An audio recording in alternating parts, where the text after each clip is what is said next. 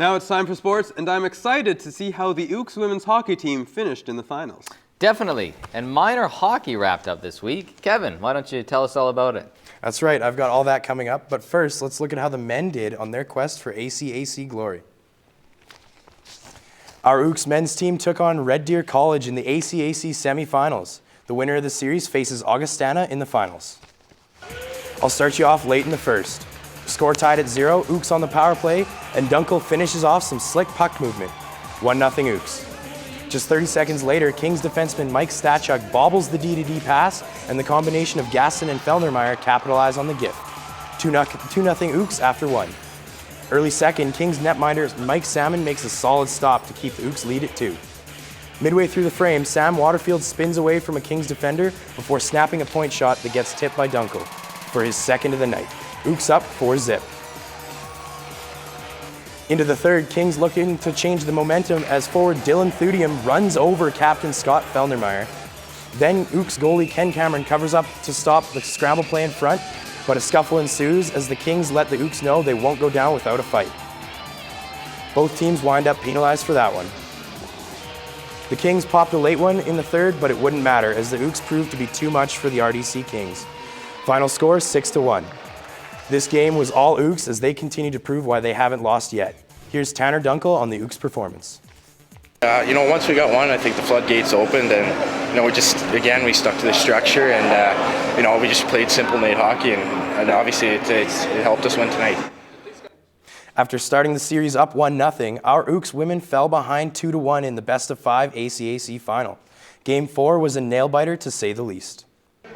Already late in the first, RDC opens up the scoring on a 5-on-3 power play as Emily Swear bangs home a rebound.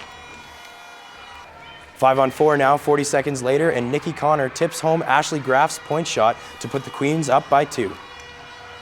Skipping to the second, Ooks defenseman Carlin Bowie rips one short side to cut the lead in half.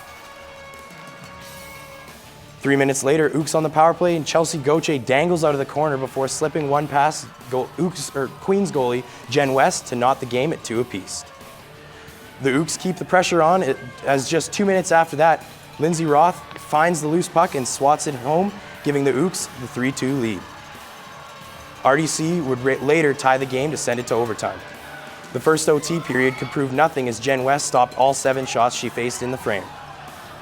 In the second overtime, the Ooks failed to clear the puck, and Emily Swear ends the ACAC season as she scores the double OT winner to end the Ooks' dream of winning the ACAC finals for a 4th straight season. Despite the loss, the women had a successful season as they struggled through the first half and managed to make it all the way to the finals. Coach Deanna Martin added her thoughts. I think it was a hard-fought battle on both sides. I think both teams definitely had the same amount of talent, so to speak, to win the game. It really just came down, I think, to grit and determination. It may not be the Stanley Cup, but to these kids, it's the next best thing. Edmonton minor hockey teams battled all season for a chance to play in one of 69 championship games that took place this week.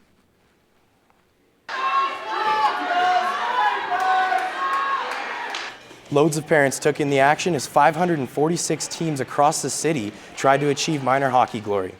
Every team fought hard, and as everyone knows, someone wins and unfortunately someone has to lose. But to the kids, it's worth it either way. Fought hard, but unfortunately came up defeated. But the kids still, they had fun getting here. Minor hockey, it's a great organization. Gets the kids motivated. I love being a head coach. So. Gloves and helmets went flying as the games expired. Both teams in every final were awarded medals and were cheered on loudly by their proud parents. For this week's End Zone Challenge, I channeled my inner Legolas and tried out archery.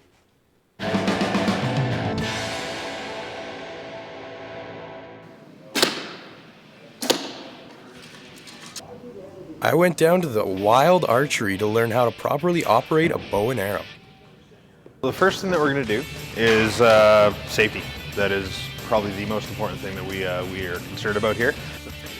Justin briefed me on safety, and then he taught me how to shoot. So 1 foot on either side, arrow is going to go on just underneath that little brass knot there, just like that. Yep. These fins on the back of the arrow is usually called veins.